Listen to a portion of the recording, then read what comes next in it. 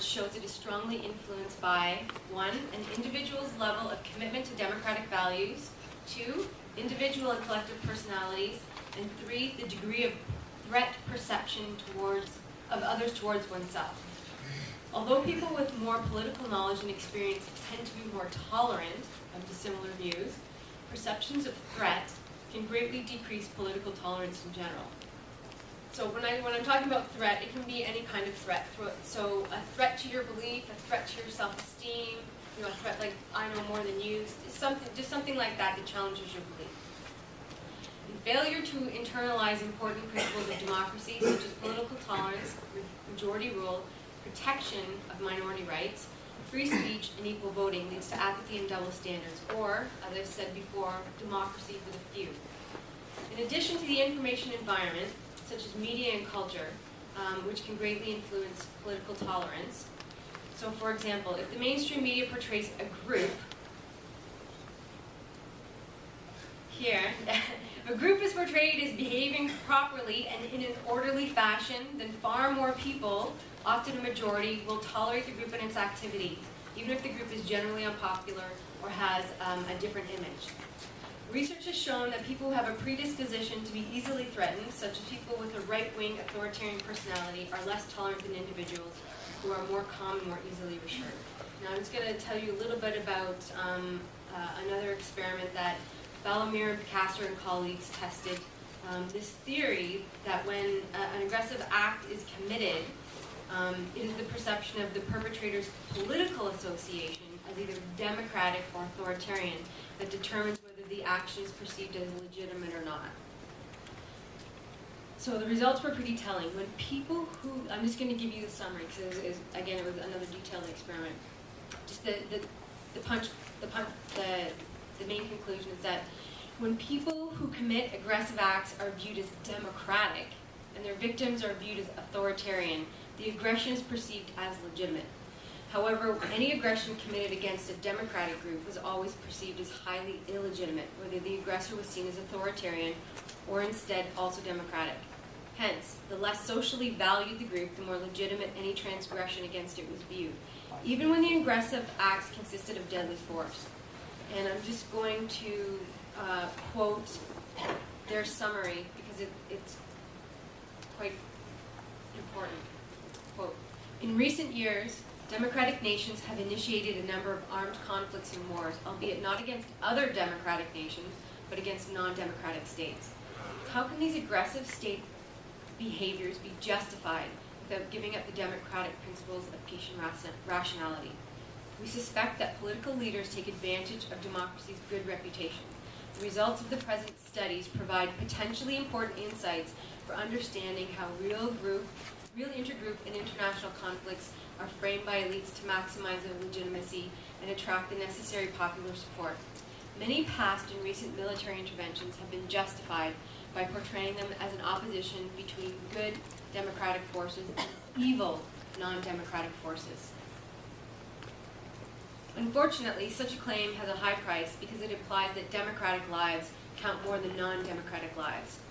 We hope that the present research can contribute to a better understanding of the dynamics underlying not only public support for, but also widespread opposition to Western democratic aggressions against non-democratic targets."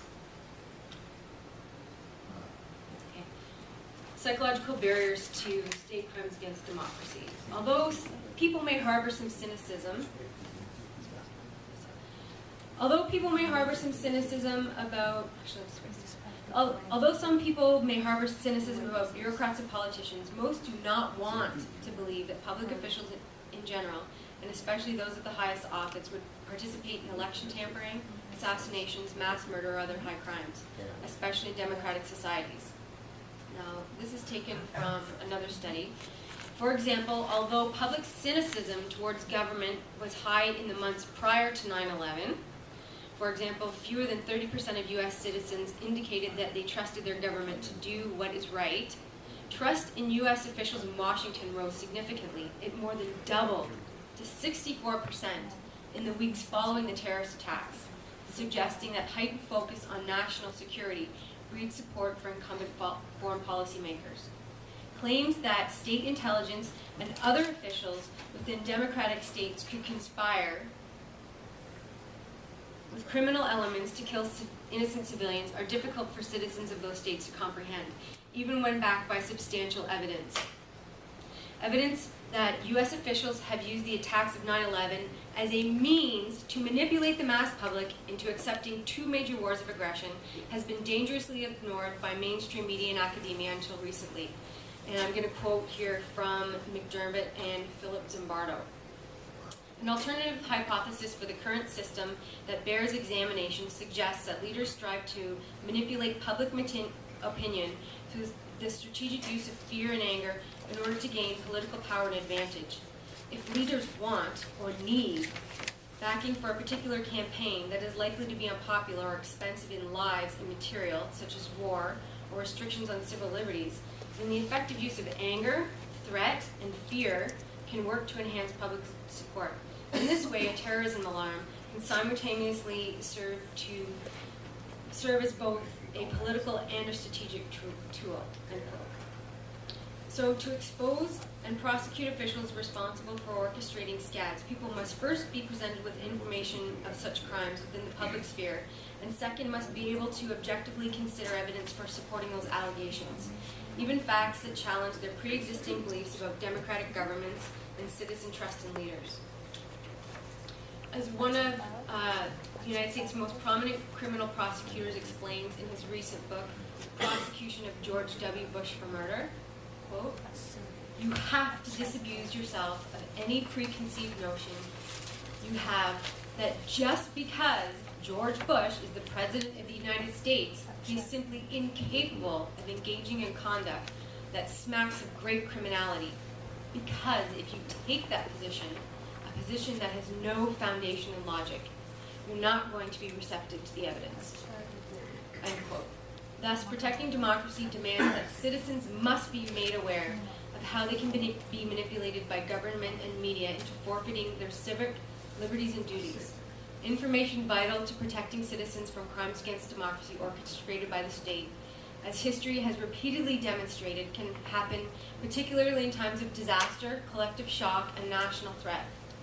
And at this point, I want to point out that we have one very courageous individual here with us today that did not forfeit his civic duties when the time came to act and attempted to arrest George Bush in Canada for being the war criminal that he is. Is splitting the sky here in the room right now. Can you please stand?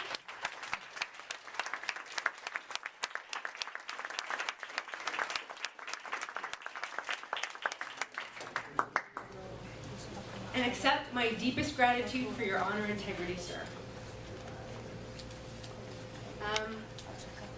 I'm noticing that I have quite a bit more information, and much of it is quite technical.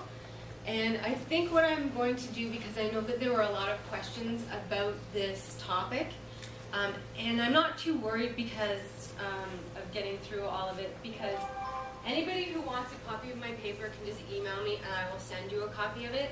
I think instead, at this point, when I have just a few minutes left, I'd like to make a couple important remarks and then move on to questions, if that's all right. So I think I've covered quite a bit for now and said some of the more important things. So just a couple of remarks. This will take me I'll keep it under 5 minutes. Okay. So I would like to comment on what we have done here these past 4 days, which many of you may be unaware has been a painstaking year in the making. The steering committee, and I would please ask them to stand at this moment, consisting of Kevin Ryan, James Gorley,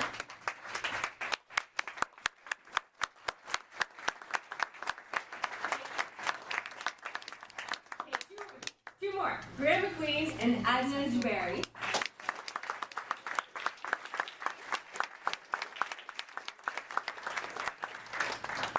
The steering committee had a visionary purpose for this event. We sought to create an event for the 10th anniversary of 9/11 that would force the mainstream media to cover it with seriousness and gravity for a change, and report the fact that we have gathered before us an international panel of distinguished persons, including a judge,